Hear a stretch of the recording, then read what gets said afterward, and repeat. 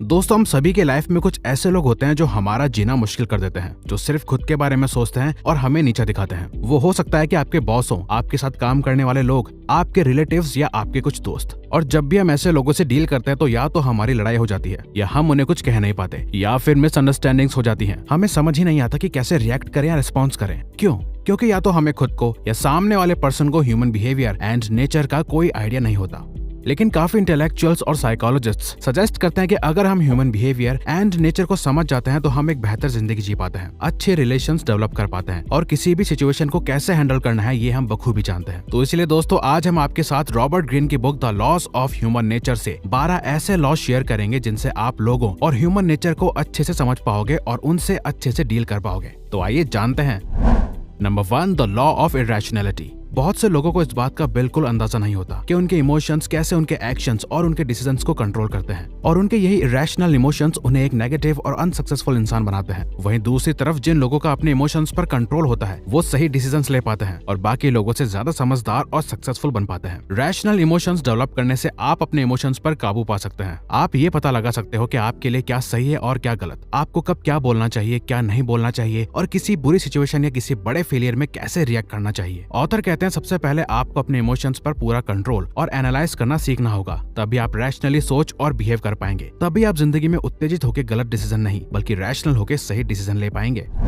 Number 2, the law of narcissism. Generally लोग आपस में कनेक्शन बनाने के लिए दूसरे के इमोशंस को समझने की कोशिश करते हैं, लेकिन वहीं दूसरी तरफ जो लोग नार्सिसिस्ट होते हैं वो कभी अपने सामने वाले को समझने की कोशिश नहीं करते। वो बस ये चाहते हैं कि सामने वाला उन्हें समझे या उनके अकॉर्डिंग एक्ट करे। एक नार्सिसिस्ट पर्सन वो होता है जो सिर्फ खुद को इंपॉर्टेंस देता है और खुद की एडमायरेशन में ही खोया रहता है। लेकिन वहीं जब आप सामने वाले की बातों के साथ एम्पैथाइज यानी कि सहानुभूति रखते हो, मतलब उनकी बातों को सुनकर आप समझ पाते हो कि वो कैसा फील कर रहे हैं, तो ऐसा करने से आप एक इमोशनली मैच्योर और एक लाइकेबल पर्सन बनते हो जिसके साथ बाकी लोग कंफर्टेबल फील करते हैं और हेल्दी रिलेशनशिप बिल्ड करते हैं जो आपकी लाइफ में बहुत हेल्प करता है। Number 3, the law of role playing.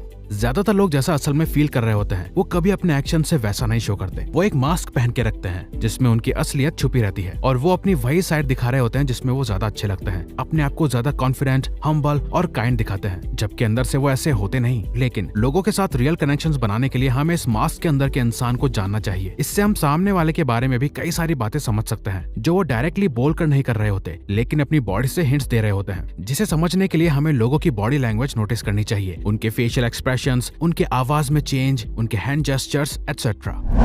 Number 4, the law of covertness. लोगों को हमेशा उन्हीं चीजों का डिजायर होता है जो उनके पास नहीं होती। हमारे ब्रेन को न्यू एक्सपीरियंसेस बहुत पसंद होते हैं। जो काम उसने पहले कभी नहीं किया होता उसे करने के लिए और न्यू इन्फॉर्मेशन के लिए हमारा ब्रेन हमेशा बहुत क्यूरियस रहता है। लेकिन अगर इसे ऑलरेडी कोई इन्फॉर्मेशन मिल जाती है और उसके आगे कुछ नया नहीं मिल पाता तो उतनी जल्दी बोर भी हो जाता है। तो जब आप किसी के साथ होते हो तो अपने आप को पूरी तरह एक्सपोज मत करो, जिससे लोग आपके बारे में और जानने के लिए क्यूरियस हो जाएंगे। लेकिन जब आप एक खुली किताब हो तो लोग आपको जल्दी से पूरा पढ़ने के बाद बोर होना शुरू हो जाता है और एक लिमिट के बाद आपके पास कुछ नई बातें या एक्सपीरियंस नहीं होंगे उन्हें देने के लिए। इसीलिए अपने आप को एक मिस्टीरियस पर्सन की तरह रखो। लोगों की सुनो बट अपनी बातें या सीक्रेट्स ज्यादा शेयर मत करो, जिससे कि लोगों का क्यूरियस माइंड आपके बारे में और जानना चाहेगा और आपकी तरफ अट्रैक्ट होगा।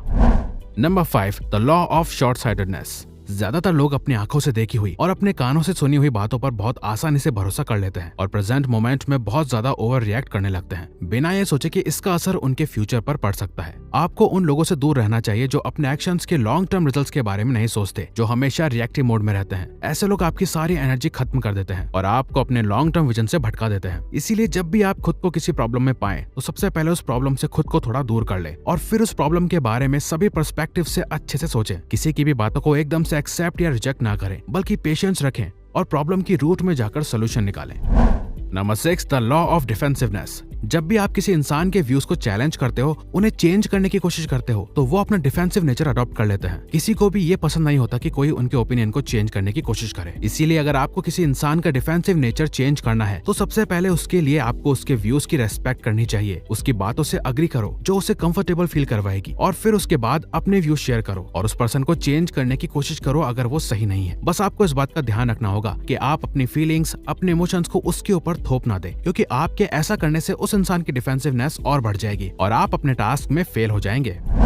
Number 7, the law of self sabotage. दुनिया को देखने और उसे समझने का हर इंसान का अपना अलग नजरिया होता है और हमारा एटीट्यूड ये डिसाइड करता है कि हम कैसा फील करते हैं। अगर हमारा एक फियरफुल एटीट्यूड है तो हमें हर सिचुएशन में नेगेटिव आउटकम्स देखने को मिलेंगे। हम रिस्क लेने से खुद को रोकेंगे और अपनी मिस्टेक्स का ब्लेम दूसरों पर डालेंगे। जनरली ऐसे लोगों का माइंडसेट इतना नेगेटिव होता है कि वो अपने ही नेचर की वजह से अपने करियर और अपने रिलेशनशिप एक्सेट्रा को बहुत आसानी से खो देते हैं। लेकिन ह्यूमन एटीट्यूड बहुत फ्लेक्सिबल होता है। हम अपने एटीट्यूड को बदल सकते हैं अच्छे लोगों के साथ रहकर। हम उनकी कई बातों को समझकर अपने नेगेटिव एटीट्यूड को पॉजिटिव एटीट्यूड में बदल सकते हैं और अपने इस एटीट्यूड को चेंज करने की वजह से अपनी लाइफ को देखने के नजरिए को चेंज कर सकते हैं और पॉजिटिविटी को अट्रैक्ट कर सकते हैं, जिससे वही इंसान एक पॉजिटिव लाइफ जी सकता है।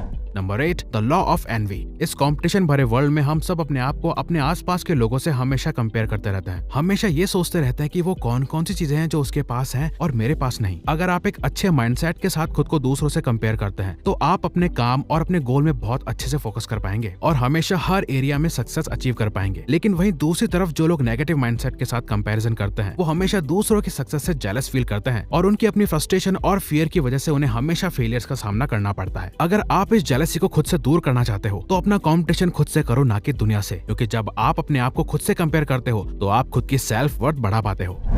Number 9, the law of aimlessness. हर इंसान ज्यादातर केसेस में अपने कॉन्शियस डिसीजन को सही समझते हैं। उसे लगता है कि जो फैसला वो ले रहा है वो सही है, लेकिन जरूरी नहीं कि हर बार जो फैसला आप लें वो आपके लिए सही साबित हो। किसी भी इंसान का डिसीजन गलत तब होता है जब उसके पास अपने फैसले को लेने के लिए कोई एम या कोई विजन नहीं होता। उसे पता ही नहीं होता कि ये डिसीजन उसके लिए कितना इंपॉर्टेंट है, उसकी लाइफ के पर्पस को फुलफिल करने में कैसे हेल्प कर सकता है, और फिर वो बिना सोचे समझे वो डिसीजन ले लेता है। इसीलिए हमेशा आपको कोई भी डिसीजन लेने से पहले अपने पर्पस को समझना बहुत जरूरी है कि हमारी लाइफ में एम क्या है, वो चाहे फाइनेंशियल फ्रीडम हो, बेटर हेल्थ या कुछ भी। जब हम अपने पर्पस के बेसिस पर एक्ट करते हैं तो हमें पता होता है कि हम किस रास्ते जा रहे हैं और हम अपने डिसीजन सही तरीके से लेना सीखते हैं।